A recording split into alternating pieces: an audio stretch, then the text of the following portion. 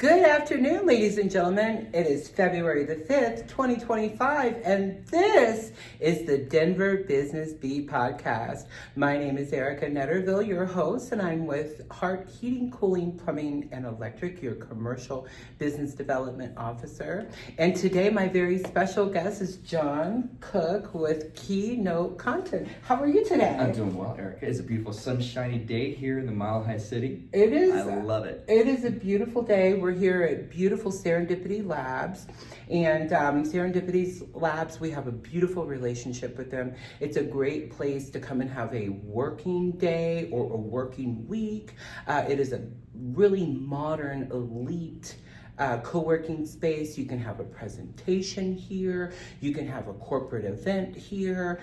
You can do off-site interviews so your staff isn't getting all worried when they're seeing people come into the building. So please, for more information, connect with Morgan here at Serendipity Labs and book that space or book your tour. So we're going to dive right into this interview. And speaking of weather, it's bipolar. It's like it was below zero and snowing last week, and then here today and yesterday it's been 65 and it's warm and it's wonderful. Basking in that sun. And then Monday it's going to be -2 for the low. So I don't know what's going on, but it's supposedly winter here in Colorado.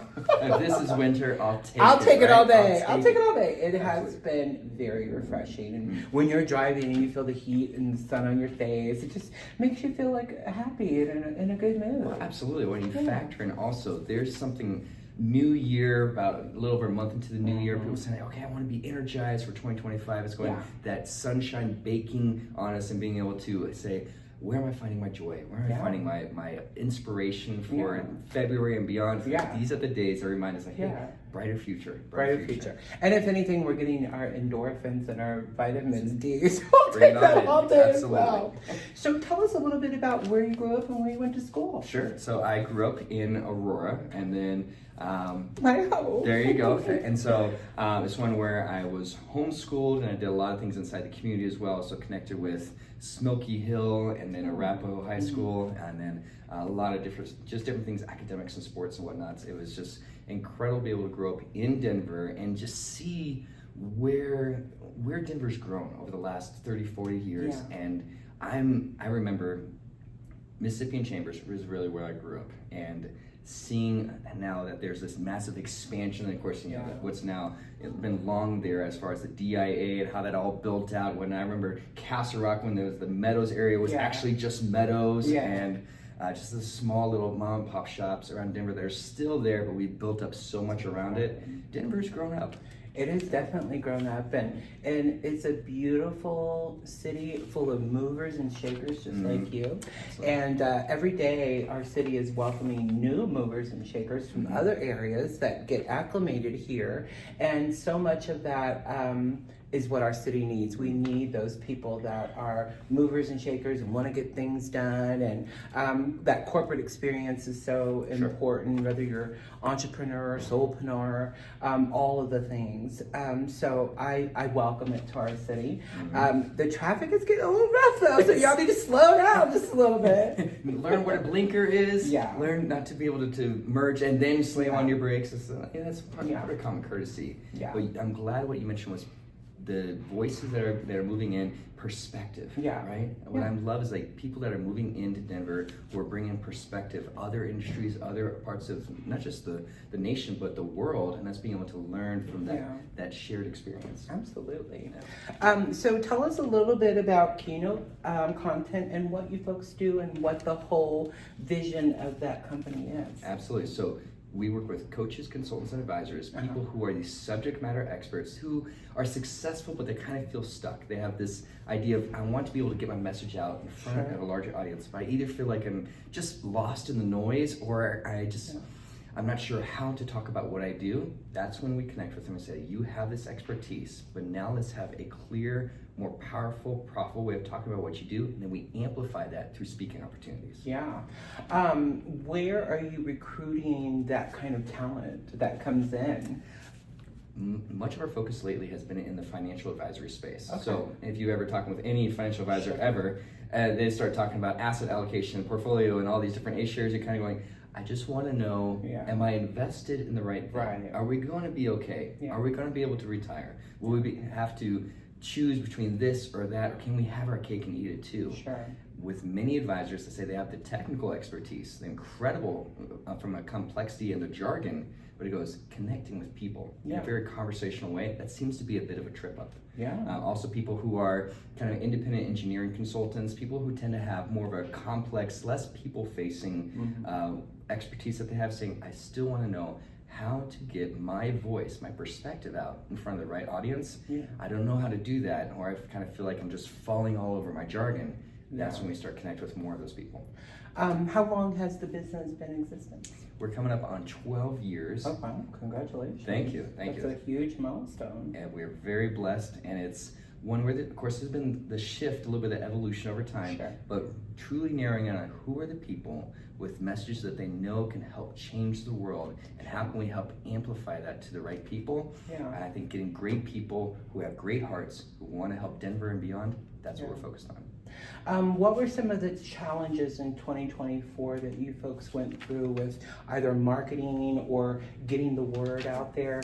Sometimes 10 years, you get to a place where you kind of, well, what is next? And what do I need to create to make more content, to bring more eyes? Absolutely. So what were some of those possible challenges in 2024? Well, as we saw from 2022, late 2022 into 2023, the advent of ChatGPT, and everybody kind of went crazy, like, oh, I gotta do this ChatGPT. I'm gonna enter all these prompts and all these different pieces, and people saying this natural shift that we've seen of people saying, I have a new technology, this nascent technology. How do I make sure that I can deploy that in my business without losing the human connection? Right. And what we saw a lot last year is almost like these growing or accentuation pains. People saying, I want to make sure when I deploy this new technology, I don't lose myself. I don't lose a connection of what many people have come to love about what I offer. And what my team and I saw was essentially this feeling of people saying, I can introduce this new technology, and it can take much of what I was doing, that's more of the menial work, more kind of the underwhelming, unfulfilling work. Can I automate that? But there's also this sense, I kind of think like Jurassic Park. Dr. Ian Malcolm's like, you guys are so focused on whether you could, you didn't stop to think whether you should. And with new technology, the convenience of that, I think, has often come at the cost of community and connection. And I would say also, the C word, collaboration. People are looking for, how can I make sure that I'm optimizing and maximizing what I do best without necessarily strip mining away the experience. And that was a challenge. I think that is a good aspect, because a lot of other companies are going through the same thing too. We're going to segue into technology a little bit. How is AI, and we know ChatGPT, of course, has been into your business model now, and to most businesses for that fact. But how has AI been introduced into your company as well? Great question. So where I see the opportunities is people looking at, how can I leverage this technology in a way to essentially see where I want to go, that I maybe didn't have the manpower, the resources, the staffing to be able to make this happen.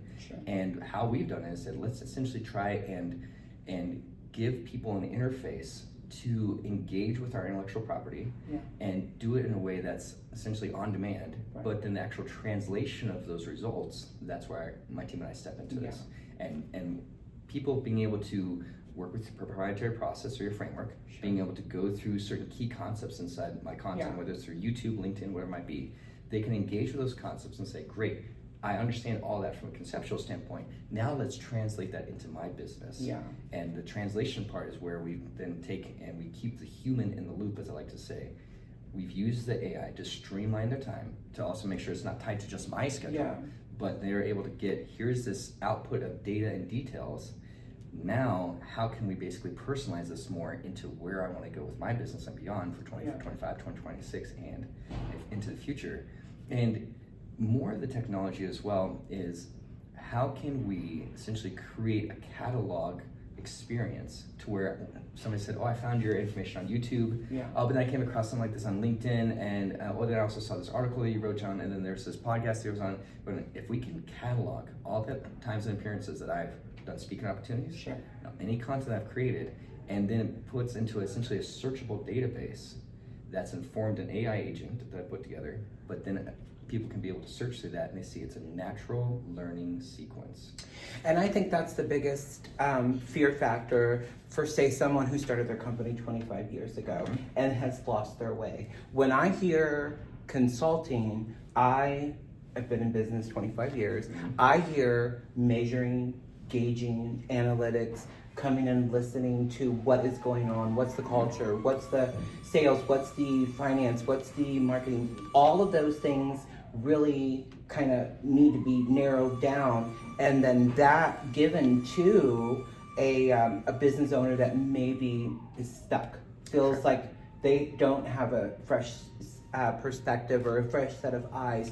So sometimes someone coming out and into the business and spending a week or so listening, learning, watching, looking at analytics and measuring, engaging that, then at that time they're able to give a good synopsis on what needs to be repaired. And here's the really ugly part of that conversation. Sometimes it's the leadership team, sometimes it's the owner themselves. Absolutely. You know, when you are a business owner, there is a really thin wall that you can have that connection with your staff and want to be personable, but also not popping a beer after 5 o'clock with the crew after hours and, shooting the breeze. So in context to that, how do your staff go in and do that consulting? Absolutely. So what we look at is, where have you been, of course, because it's much easier to tell where you want to go if you know where you've been. Sure. But also where you've been also helps us understand who you are. Right. What do you stand for? And for consultants who have been in the business over 10 years, they've had a consulting business, whether it's been independent or they've been in the consulting space and maybe they branched out only 5 or 6 years ago. So much has changed in business, just even the last 2 or 3 years. People say, I feel like I know myself better. I feel like I have a better understanding of not just my industry, but my specific target market. But also building out your process. And specifically for consultants who feel maybe burned out, or feel like maybe you lost your way, maybe you didn't feel like, I've kind of grown up a bit just in the last 5-10 years as a consulting, no matter your age, but you've kind of matured your perspective and understanding. It goes, how do we then take and refashion that into the entity that you want to be known for? You started out as a consultant, maybe you didn't have a proprietary process or framework, maybe you didn't really even know your target market, maybe you had a completely different target market. But us saying, who are you? What matters to you? What do you stand for? What do you stand against? What's your process to get consistent, sustainable results for your clients? And why does this all matter? It's really important.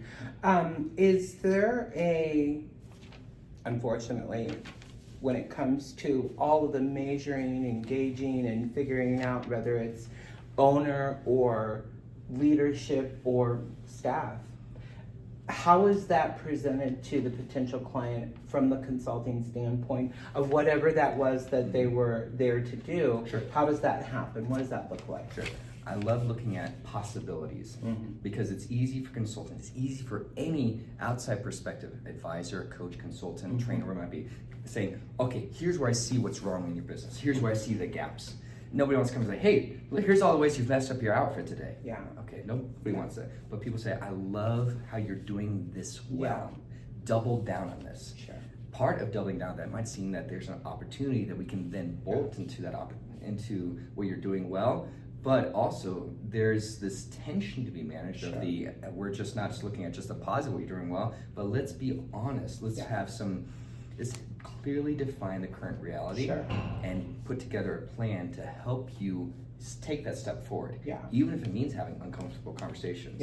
I think specifically on the founder side of things, if you've been a founder and you have a team that's there, I've had my team that's brought a variety of different problems and questions my way, and they say, John, this needs to change. Not necessarily anything bad, but it's we see an opportunity and we're behind it. Well, there was a word that was really popular in 2024, and we're going to use it right now. A lot of it relates and breaks down to culture. So can you kind of give a brief synopsis on creating that culture for maybe a company that's gone well for 10 years and you've done millions, and then all of a sudden it's just, you can't even get the phone to ring? Sure. Well, and I think that ties into culture is always tied into people, which is Yeah. an obvious statement. Let's call it, it's an obvious Sure. statement. But the more that we can emphasize the people side of why we do business Yeah. and how we do business day to day, and how we communicate the message Sure. that matters to the people, that reinforces the culture. Absolutely. And if you've seen a drift in interest, if you've seen a drift in traction inside your marketplace, it goes, where did we lose our focus on Right. people? And sometimes that's customer service. The person's answering Could the be. phone is not the polite, same normal person. Roberta retired after 10 years. Sure, And she absolutely. cared about it. And if those clients feel that shift in either staff or call center or call manager, then it doesn't matter how good the product Sure. is. It doesn't matter how great the price of the product is. Sure. If you can't even get to the point where you're booking the appointment because the rude receptionist or call center person, that needs to be nipped in the bud immediately. Mm-hmm. Sometimes it's the customer service agent and she's wonderful, and the person who's booking the installation is a matters of fact or short, can lose the Sure. sale then too. Sure. So it can trickle all the way up to the job getting done, good or bad, and then ultimately that 5-star Google review that tells the tale if you are doing a good job. And if a company has been having those amazing reviews for years and years and years, and then all of a sudden there's 20 bad, is it the technician that's going out? Was it the service? Did Absolutely. you leave a bad taste in the customer's mouth for whatever the reason Sure. may be? Sure. So getting in, consulting, gauging, figuring out is so important to business owners, especially in that 5 to 15 year range where you have the company up and going, and then you're having some roadblocks and some stumbles. So definitely all good points. Unfortunately, sometimes a hard conversation to have with a consultant. Sure, absolutely. But sometimes it needs to be heard because sometimes it's the owner's problem. You know, he's out there in the hallway acting wild and creating that free-for-all environment, and then that trickles down to leadership and to staff, and then you've lost all control. Yeah. Well, and I would say somewhat related to that, it's not just what I found is the ones, the coaches, consultants, advisors, the ones who are not seeing that traction. It's not that they're the ones being wild and doing the, and devaluing their position as the leader of the company, but it's when they're maybe even abdicating the opportunity of innovation. Right. If you're the one who's still printing out emails so you can read it to be able to have your assistant reply, it sounds less like an ostrich and more like a dodo, and it seems ridiculous. Instead of just forwarding it. Yeah. Sure. But there is something to be said about the leader that chooses to learn every day, to lean into new technology, AI or whatever comes next. That leader is the one who will consistently keep that culture, because learning every day, implementing new technology, innovation, whatnot, is I would say is tantamount to fresh water flowing into a body of water. If you have that fresh water flowing in, it will cultivate a healthier ecosystem for your team and you to learn from. Absolutely. Let's switch gears a little bit here. Is there a piece of marketing? Is there a piece of sales marketing? Is there a book on leadership or self-entered looking that you use regularly to kind of keep checks and balances for yourself?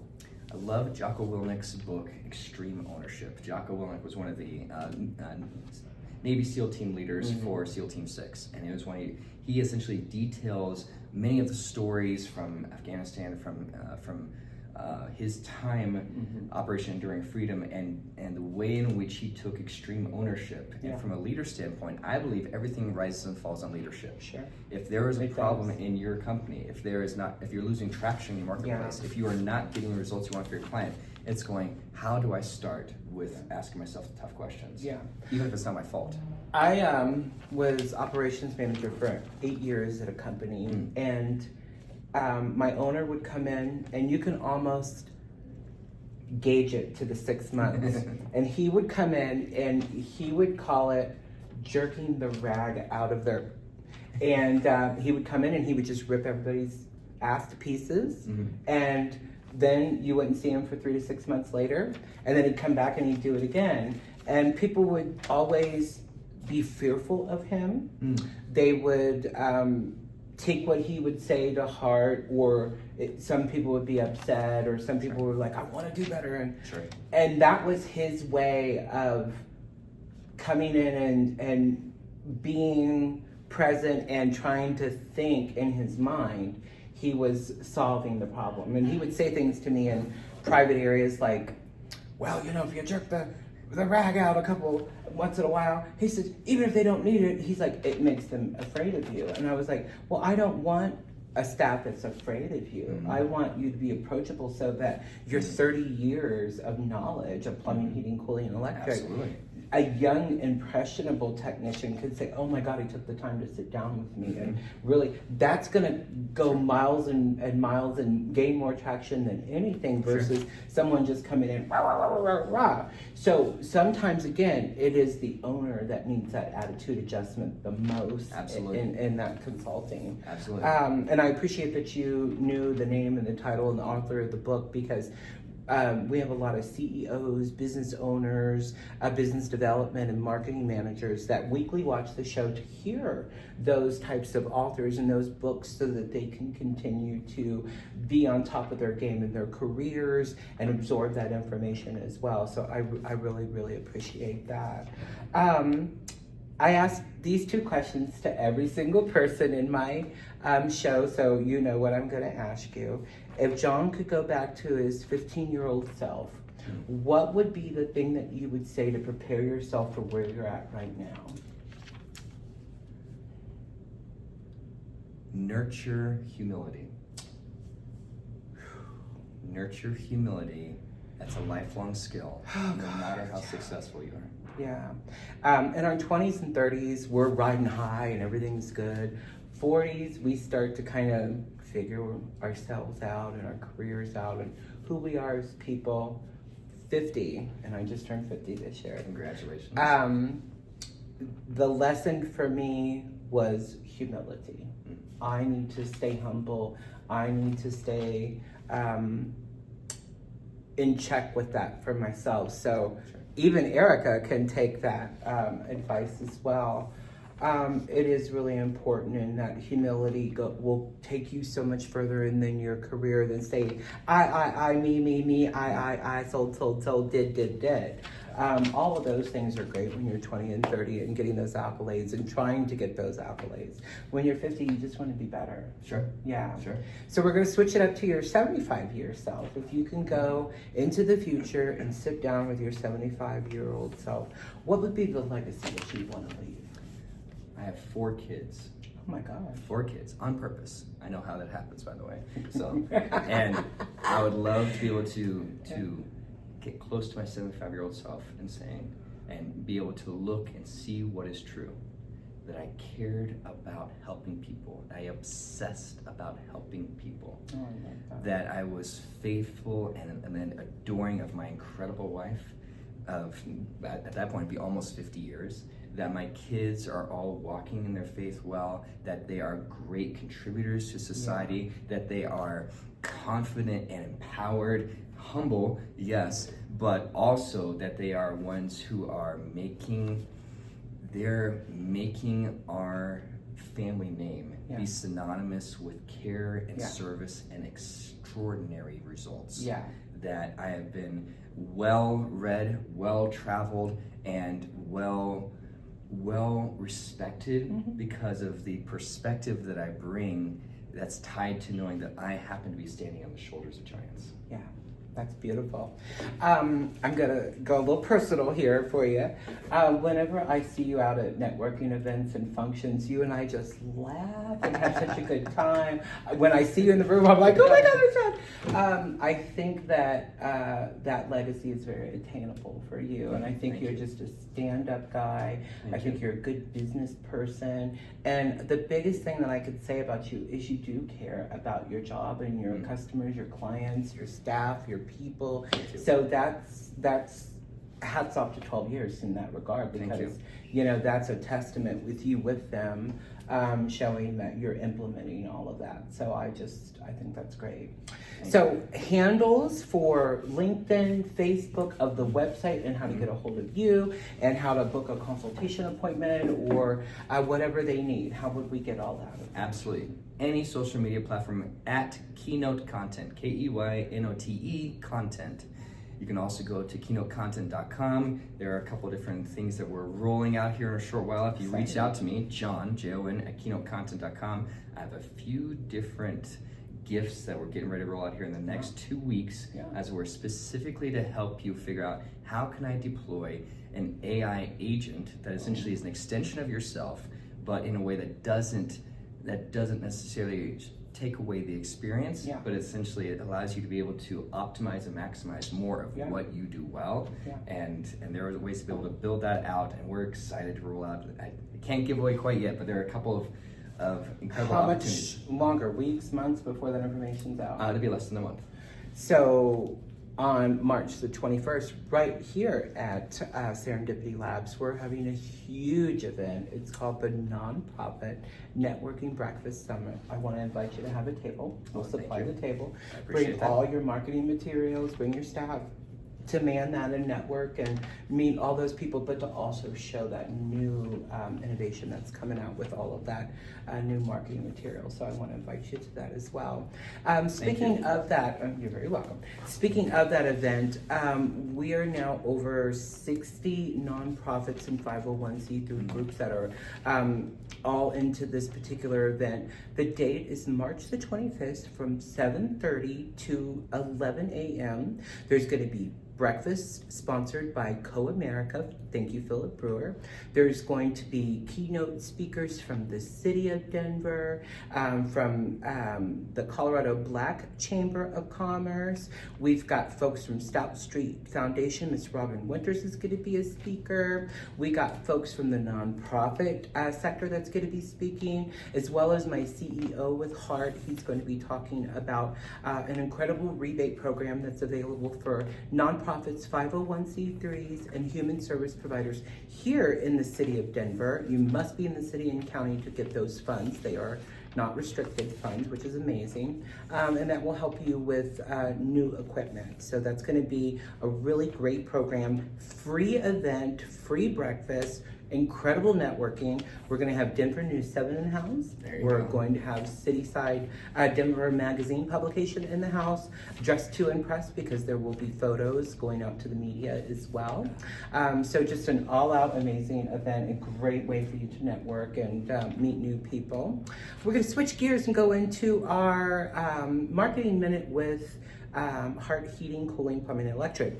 As we were talking about today, the temperature is almost 70 degrees in the middle of winter, which is mind-blowing to me. But I want to talk about the stress that causes your equipment, whether that's your water heater, your garbage disposal, your furnace, your boiler. When we have extreme cold weather below 0 and then up to 75, and then Monday it's going to be below 2 degrees with a high of 12 for the day, and then very cold weather that week. That will put a huge strain on your equipment, your pipes, your pieces of equipment throughout your home. If you're having any of those issues, please don't hesitate to connect with me or to call Heart Heating, Cooling, Plumbing, and Electric. We'll be happy to get out there and take care of that situation for you. When we are below 0 or low teens, please keep your bathroom doors, your kitchen cabinets, the kitchen doors, and laundry room doors open so that heat is circulating through your home, keeping those pipes